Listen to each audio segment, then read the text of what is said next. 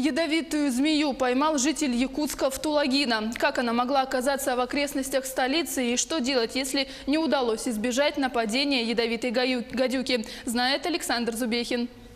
Гадюка обыкновенная – вид ядовитых змей, распространенных на всей центральной территории страны. И для нашей республики нормальное явление. Но только для юго-западной части, не дальше 61 градуса северной широты. Гадюки встречаются в Алекминском, Ленском районах, а также на юге Хангаласского. Не ядовитые, если там шитоморник обычно, это не у нас на Дальнем Востоке, в Иркутске. Вот. Они бывают больших размеров, до 1,5 метра, а это у нас, видите, вот, небольшое. Но здесь характерно что вот в этих местах нету вечной мерзлоты. Может зимовать только при температуре плюс 2 градуса. Вот почему.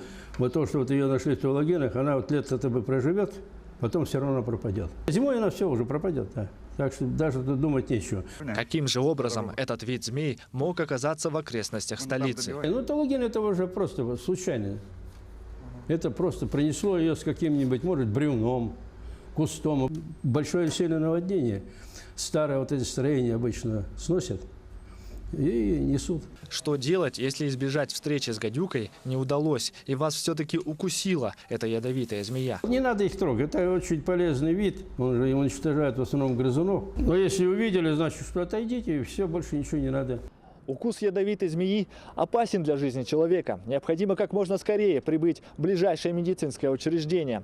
Но перед этим принять срочные меры первой медицинской помощи. Укусила змея, например, в руку, то нужно максимально ее обездвижить. Прижимаем руку к туловищу и завязываем, например, косыночной повязкой или ремнем, чтобы яд не разгонялся по организму.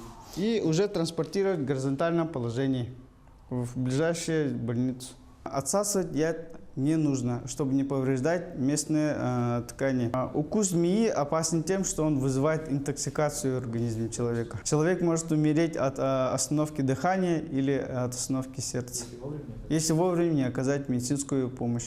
Также очень важно определить вид змеи. Для этого необходимо сфотографировать ее на свой мобильный телефон. Это нужно для того, чтобы потом врачи могли правильно определить, какой именно антидот вам нужен.